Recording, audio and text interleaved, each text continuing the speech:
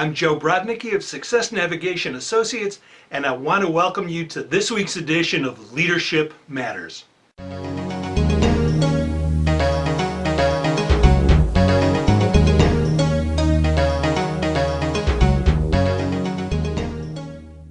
We're continuing our look into the first of Margaret Wheatley's three aspects of leadership in volatile, uncertain, complex, and ambiguous times. You'll find them in her book, Who Do We Choose to Be? And you remember that these three leadership aspects are facing reality, claiming leadership, and restoring sanity. In this week, we're going to look at a few ways to help us face reality by creating more accurate mental models of the reality that we see. So as we begin, I want you to consider the quote from Rodney Groves in his work, Stepping Stones to Personal Empowerment. He wrote, "When we start to put some thought to our experience, that is when it becomes perception rather than true reality. This is when perception becomes skewed because we're relating our past experiences to an interpretation of the present experience. All we know is the past, or at least our models of the world are based on our past experiences, and they often get in the way of seeing reality clearly. We filter the present through lenses of the past." In his Fifth Discipline Field book, Peter Senge discusses the discipline of creating useful mental models. And he proposes that we use a ladder of inference to help us build more accurate models of the world. And the ladder goes like this. It starts on the bottom by what we take in through our senses from the world around us, the things that we see, feel, hear, taste, and smell.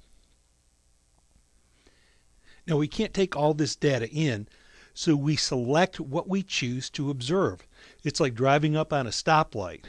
You look at the stoplight, see what color it is. You look at the traffic around you, and you're probably looking for pedestrians. But you tune out the rest of the world. It could be birds flying and singing, billboards, whatever. You're deleting this data. So the things that we think we see aren't a complete reality. Only those things that we take in. We delete a good deal of data. After that, we add meanings to what we're interpreting, both personal and cultural meanings. So a cultural meaning could be as simple as the way you see things, say a holiday. What does a holiday mean in your family? Thanksgiving Day means we do this. This is our Thanksgiving tradition. And anything else is kind of strange because that's not what you're used to. And our personal meanings are what we develop through our experience. So we take this limited amount of data and the meanings we place to it and then start to make assumptions about reality. That's the way it is. Unfortunately, it's not it. It's not reality, but it's a small bit of meaning that we've created and taken in, and we consider a part of it and make assumptions. Assumptions can go all the way from, well, I assume at a stoplight it's handy that the other person will stop if my side is green, but we can run into trouble if our assumptions aren't based on what's actually going around us. So we draw conclusions next.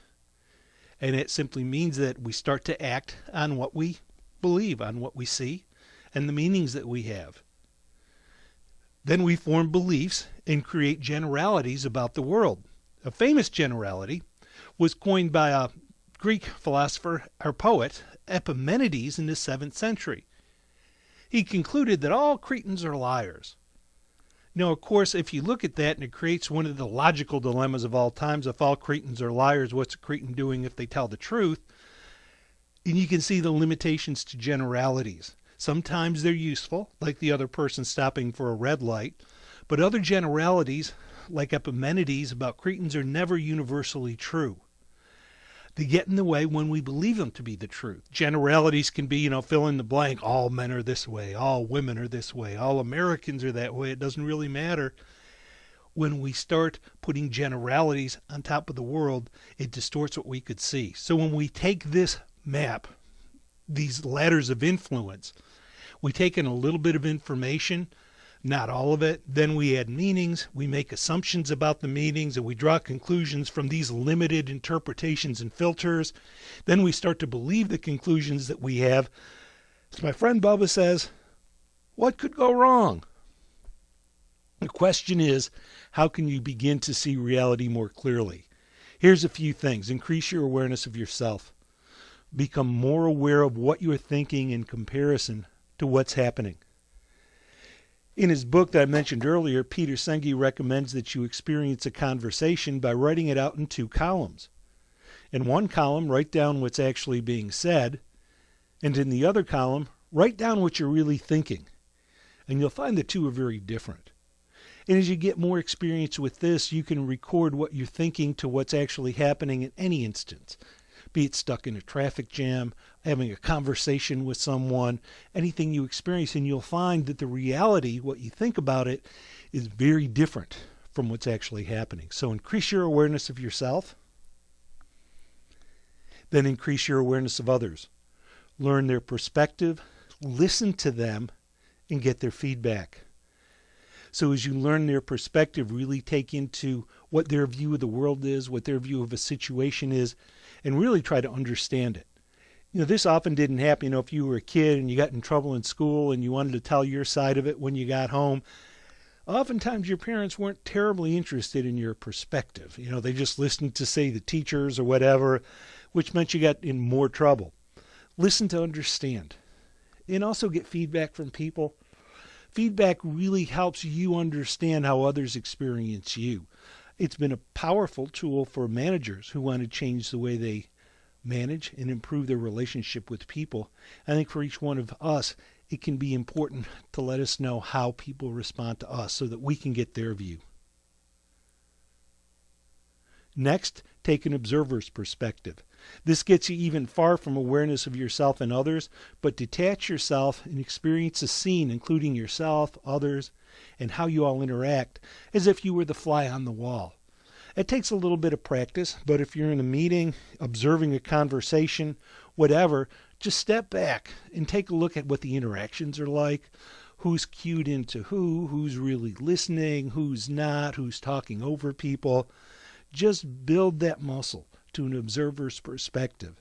So if you increase your awareness of yourself, others, and then just to observe, you're going to learn to face reality more clearly.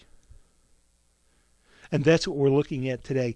Leaders of the future, leaders in these volatile, uncertain, complex, and ambiguous times need to learn to face reality by creating more effective models of the world and increasing their awareness, again, of themselves, of others, and observing.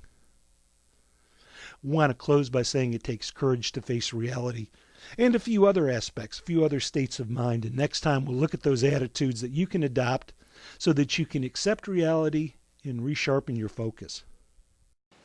Thanks for tuning in this week. Let's keep the conversation going. Drop me an email. Let me know what you think. It's at joe@successnavigation.com. That's joe@successnavigation.com.